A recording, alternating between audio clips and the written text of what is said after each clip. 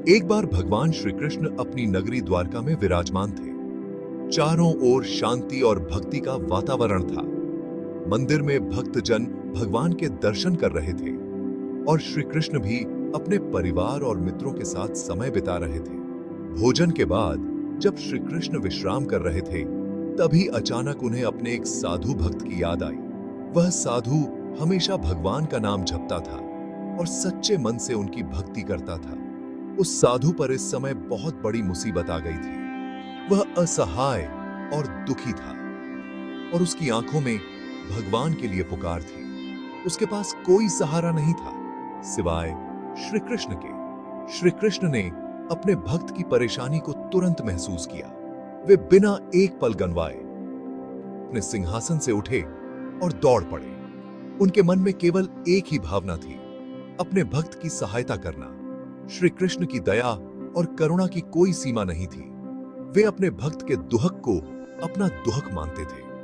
उनके लिए हर भक्त का सुख दुख सबसे महत्वपूर्ण था।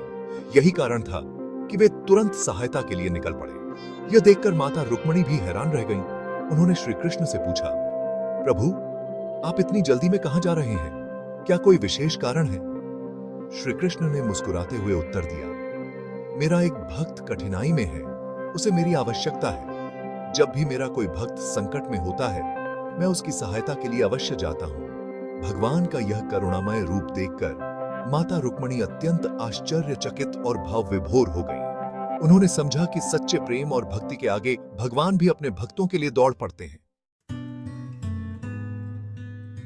माता रुक्मिणी एक दिन श्री कृष्ण के पास आईं। उन्होंने देखा कि प्रभु हमेशा प्रसन्न रहते हैं, चाहे संसार में कितनी भी हलचल क्यों ना हो। रुक्मिणी ने जिज्ञासा से पूछा, प्रभु, क्या आपको कभी चिंता नहीं होती? क्या आपके मन में कभी कोई डर या परेशानी नहीं आती? श्री कृष्ण मुस्कुराए। उनकी मुस्कान में गहरा स्नेह था। वे बोले, रुक्मिणी, चिंता तो मुझे भी होती है, पर वह चिंता अपने लिए नहीं बल्कि अपने भक्तों के लिए होती है। जब भी मेरा कोई भक्त दुखी होता है, उसके मन में कोई परेशानी आती है, तो वह चिंता मेरे हृदय को छू जाती है। यह सुनकर माता रुक्मिणी के मन में एक नई समझ जागी। उन्हें एहसास हुआ कि भगवान के लिए उनके भक्त सबसे प्रिय हैं। प्रभु के लिए भक्त की खुशी, उसका सुख दुख सबसे महत्वपूर्ण है। भगवान अपने भक्तों के हर भाव को महसूस करते हैं। कोई भक्त थोड़ी सी भी तकलीफ में होता है तो भगवान स्वयं बेचैन हो जाते हैं। भक्त की पीड़ा उन्हें व्याकुल कर देती है और वे हर संभव प्रयास करते हैं कि उनके भक्त को शांति और सुख मिले। श्री कृष्ण ने आगे कहा, रुक्मिणी, अपने भक्त की चिंता करना ही मेरा धर्म है। जब भी मेरे भक्त पर कोई विपत्ति आती है, उसे दूर करना मेरा कर्तव्य है। मैं अपने भक्तों की रक्षा के लिए सदैव तत्पर रहता हूं। प्रभु की इन बातों को सुनकर माता रुक्मिणी का हृदय आनंद से भर गया। अब उन्हें प्रभु की लीला और उनके भक्तों के प्रति प्रेम की गहराई समझ आ गई। उन्होंने महसूस किया कि सच्चा भक्त कभी अकेला नहीं होता, क्योंकि भगवान उसकी चिंता अपने हृदय में रखते हैं।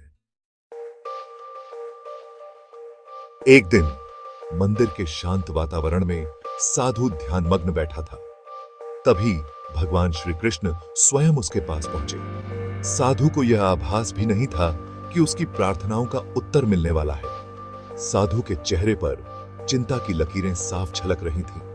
वह अपने जीवन की कठिनाइयों और अनआंसर्ड सवालों में उलझा हुआ था और मन ही मन भगवान से मार्गदर्शन की प्रार्थना कर रहा था। श्री कृष्ण ने उसकी स्थिति को समझा और बड़े प्रेम से उसकी ओर मदद का हाथ बढ़ाया। उनका चेहरा करुणा और दया से भरा हुआ था, मानो वे साधु के हर दर्द को महसूस कर रहे हों।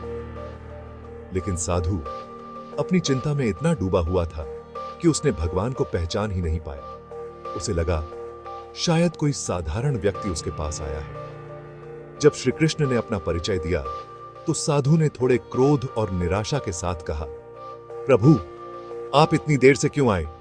मैंने तो बहुत पहले से आपको पुकारा था। साधु की यह मासूम शिकायत सुनकर श्री कृष्ण मुस्कुरा दिए। उनकी मुस्कान में प्रेम, समझ और गहरा धैर्य झलक रहा था। उस क्षण श्री कृष्ण को समझ आ गया कि यह साधु की भक्ति और भरोसे की परीक्षा की घड़ी है। भगवान जान गए कि सच्ची आस्था में धैर्य और विश्वास की कितनी आवश्यकता होती है। श्री कृष्ण ने साधु से कहा, भक्त, मैं हमेशा तुम्हारे साथ हूं। कभी कभी तुम्हें ऐसा लग सकता है कि मैं दूर हूं, पर ऐसा नहीं है। साधु को अपनी गलती का एहसास हुआ। उसने भगवान से माफी मांगी। श्री कृष्ण ने उसे गले लगा लिया। यह कहानी हमें सिखाती है कि हमें हर परिस्थिति में भगवान पर भरोसा रखना चाहिए। जीवन में सुख दुख आते जाते रहते हैं। मुश्किल समय में धैर्य नहीं खोना चाहिए। सच्ची भक्ति वही है जो हर परिस्थिति में बनी रहे। श्री कृष्ण हमें यही संदेश देते हैं कि विश्वास और धैर्य से जीवन जीना चाहिए। भगवान पर अटूट विश्वास ही जीवन का सच्चा आधार है।